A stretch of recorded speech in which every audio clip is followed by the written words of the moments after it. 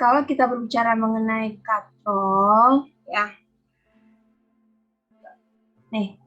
Nah, ada beberapa contoh soal yang perlu kalian perhatikan untuk katrol ini. Ada beberapa macam contohnya ya.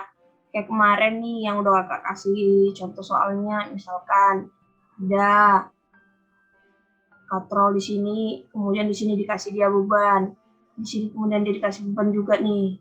Nah, bagaimana cara mengerjakan katrol yang jenisnya seperti ini nih? Ini wajib kalian tahu. Nah, kalau misalkan katrolnya jenisnya seperti ini, misalkan yang kita katakan misalnya M1, yang ini kita katakan sebagai M2. Nah, wajib kalau katrolnya model seperti ini, yang membuat benda ini bergerak adalah selalu M yang berada di sini nih. M2 artinya dia. Ya, selalu yang membuat dia jatuh itu M2. Berarti artinya katrolnya ini selalunya berputar seperti ini. Sini adik ya. Nih. Kalau tidak ada gaya gesek. Ya.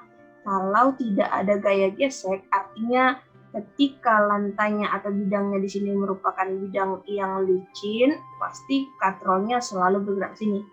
Artinya M2 bergerak ke bawah, M1-nya bergeraknya ke kanan.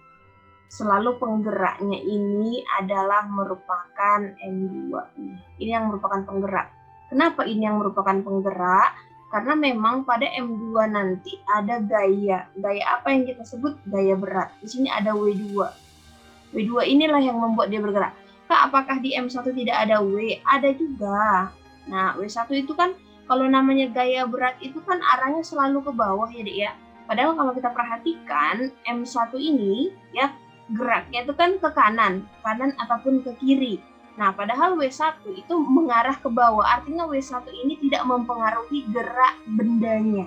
Karena bendanya itu bergerak horizontal lah katakan kiri dan kanan. Padahal W1 ini geraknya ke atas dan ke bawah gitu ya. Jadi berat pada M1 itu tidak mempengaruhi gerak bendanya. Sedangkan M2 ini bergerak kemana? Vertikal, ke atas ataupun ke bawah kan. Nah, di sini W2 arahnya kemana? Ke bawah. Berarti nanti W2 ini akan mempengaruhi kemana arah gerak bendanya. Mempengaruhi gerak bendanya.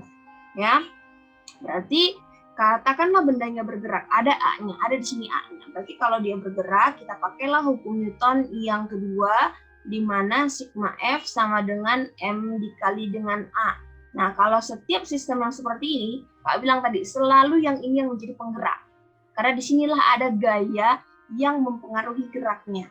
Berarti sigma F-nya, kalau lantainya licin, langsung kita ambil adalah berat dari benda yang kedua. Artinya benda yang di sini tadi, kemudian masanya di sini harus massa dua-duanya. Berarti di sini kamu tulis M1 ditambah dengan M2 baru dikali dengan A. Nah, beginilah cara mengerjakan katrol yang jenis pertama. Ya. Nah, lain cerita nanti kalau misalkan kamu ketemu sama katrol yang modelnya seperti ini. Ya. Jadi kalau misalnya di sini dikasih dia katrol, sama juga ceritanya kayak gini ya. Nih. Oke.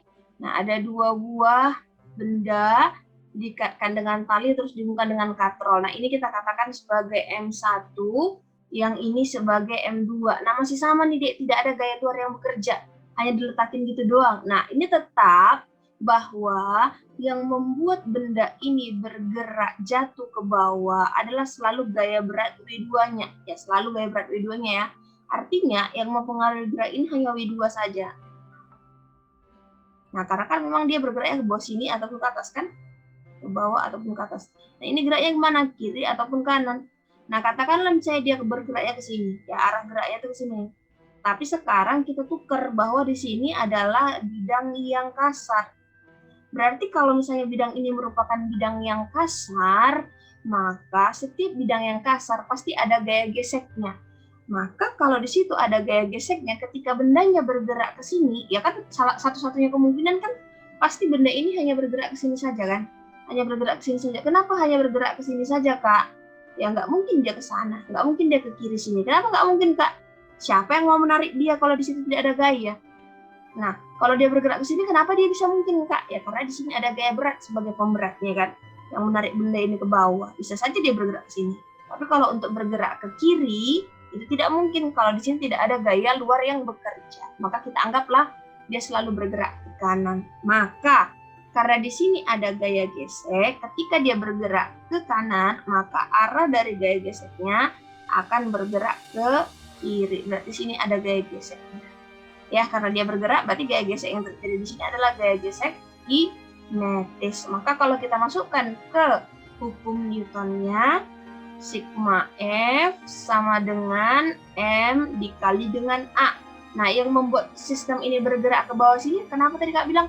Karena ada pemberat. Pemberatnya itu siapa di sini? Ya, W2-nya.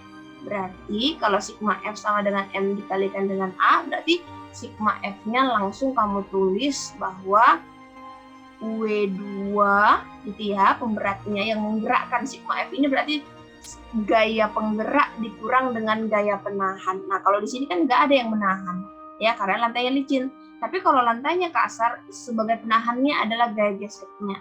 Berarti nanti sini kamu tulis W2 dikurang dengan gaya gesek sama dengan M-nya di sini adalah M22-nya. Karena kan ketika M2 bergerak, M2 ini kan juga membawa M1 kan, menarik M1 juga karena memang keduanya dihubungkan dengan tali.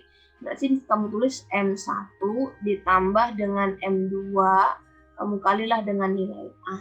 Itu dia untuk sistem yang kedua. Nah, sekarang kakak mau tanya sebelum kakak lanjut.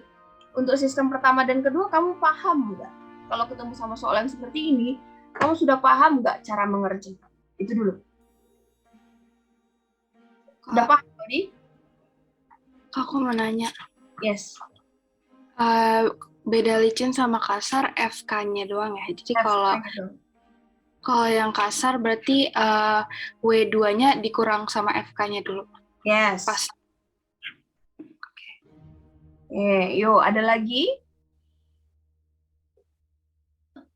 Laudi bisa? Bisa, Kak.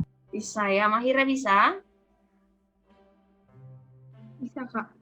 Bisa ya. Ini sistem 1, yang ini sistem yang kedua. Oke. Nah, seandainya kita buat sistem yang ketiga. Sistem yang ketiga ini gimana, Kak?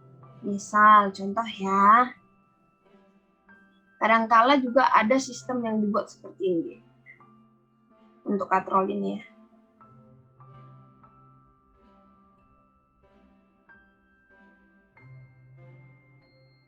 Nah, katrolnya itu gini.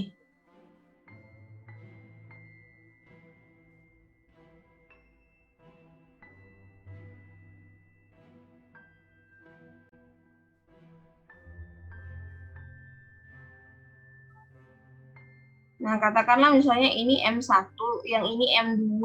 Nah, kalau katrolnya hanya seperti ini saja, ini kan dua-duanya mempengaruhi gerak sistem berat bendanya kan? Di sini ada W1 nih. Nah, di sini ada W1 kan? Nah, di sini ada W2. Nah, kalau kamu perhatikan, W1 ini arah geraknya kemana sih kemungkinannya? Ya kalau nggak ke atas, ke bawah, gitu kan? Berarti beratnya ini mempengaruhi sistem geraknya dong. Karena ada yang searah dengan arah gerak sistem kan? W1, kalau misalnya bendanya ke bawah, berarti dia searah dengan W1. Kalau dia ke atas, berarti dia berlawanan dengan W1. Ya, berarti nanti di sini W1 mempengaruhi gerak sistem. Pokoknya, kalau gaya yang bekerja pada benda itu berada segaris dengan arah geraknya, berarti gaya itu mempengaruhi gerak sistem. Itu aja yang perlu kami ingat. Kemudian W2. W2 ini kalau kamu perhatikan, dia segaris enggak dengan arah gerak M2? Segaris, karena kan M2 ini bergeraknya kalau nggak ke atas ya ke bawah. Berarti W2 juga mempengaruhi gerak sistem. Nah, kemana ke arahnya untuk sistem yang ketiga ini? Tergantung massa siapa yang lebih berat. Ya, tergantung massa siapa yang lebih berat. Misalkan contoh, kalau kakak katakan bahwa nilai M1 lebih besar daripada M2, berarti massa si 1 itu lebih berat daripada massa si 2. Berarti kemana arah gerak sistem kalau M1-nya lebih berat? Berarti dia ke sini arahnya. Ya dong, ya kan? Nah, berarti kalau misalnya nanti M2 yang lebih berat, berarti ke sini arahnya, gitu ya, Dek ya. Nah, anggaplah dulu misalkan M1-nya lebih berat daripada M2. Berarti M1-nya turun ke bawah, M2-nya naik ke atas, gitu sistemnya kan. Nah, berarti karena sistemnya bergerak, tetap yang kita gunakan untuk semua sistem yang bergerak adalah hukum Newton, maka di situ berlakulah bahwa sigma F sama dengan M dikalikan dengan A. Sigma F ini apa maksudnya tadi? Sigma F itu artiannya F atau gaya yang menggerakkan dikurang dengan gaya yang menahan. Berarti gaya yang menggerakkan ini yang mana? Gaya yang searah dengan gerak. Berarti yang menggerakkan itu adalah W1. Kamu tulislah W1. Nah, ada nggak gaya lagi? Ada, namanya W2. Nah, sekarang W2 ini arahnya searah dengan sistem atau berlawanan dengan sistem. Nah, tadi kan sistemnya di sini bahwa M1 arahnya ke bawah, M2 arahnya ke atas. Itulah gerak sistem namanya. Berarti kalau arah M2-nya ke atas, maka W2 arahnya ke bawah, berarti W2 ini berlawanan dengan arah gerak sistem. Berarti karena dia berlawanan, maka kamu kasihlah minus. Berarti minus W2 sama dengan sistemnya di sini masanya massa apa aja? Berarti ada dua massa. M1 tambah dengan M2 dikali dengan A-nya. Gitu dia. Ya, gitu cara penulisannya. Tergantung sistem mana yang lebih berat. Bisa adik-adik? Paham? Berarti kalau misalkan contoh, kalau M2-nya yang lebih berat, berarti W2 dikurang dengan W1 sama dengan M1 tambah M2 dikalikan dengan A. Nah, untuk ketiga sistem ini, Kak kasih catatan ya. Untuk ketiga sistem tersebut, ya, di sini Kak kasih catatannya. Catatan. Jika nanti massa katrol diabaikan. Nah, maksudnya massa katrol diabaikan ini, di dalam soal itu nggak ada disebutkan berapa massa katrol. Maka kalau tidak ada nilai dari massa katrol, bisa diabaikan.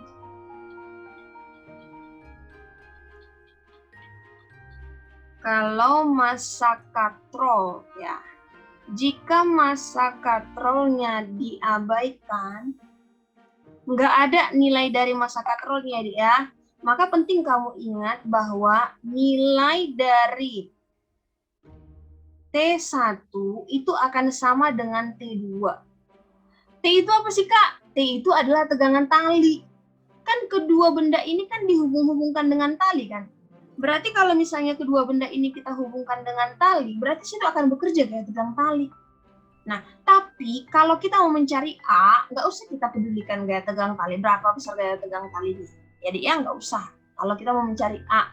Tapi nanti kalau misalnya kita sudah dapat nilai A, mau mencari nilai T-nya, baru kita gunakan T-nya. Tapi kalau hanya sekedar mau mencari A, nggak usah.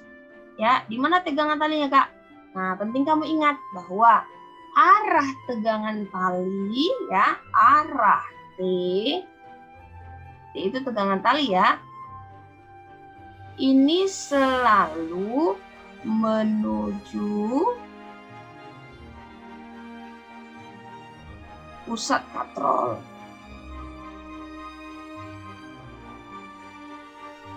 Itu sama dia arahnya dengan gaya sentripetal, selalu menuju pusat lingkaran. Katrol ini kan sekarang dia sedang berputar, kan?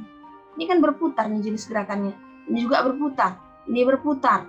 Nah, arah tegangan tali itu selalu menuju arah pusat katrolnya. Berarti kalau untuk di sistem 1 kemana arah T-nya? Berarti kalau untuk di sistem 1 ini arahnya ke sini T-nya, ini arahnya ke sini. Kalau di sini, ke sini arah T1, ke sini arah T2. Kalau di sini berarti ini arah T1, ya, yang ini arah T2. Itu dia, ya. Ini kita sebut sebagai T1, ini T2. Itu dia. Oke, sampai di sini untuk ketiga sistem. Ada pertanyaan?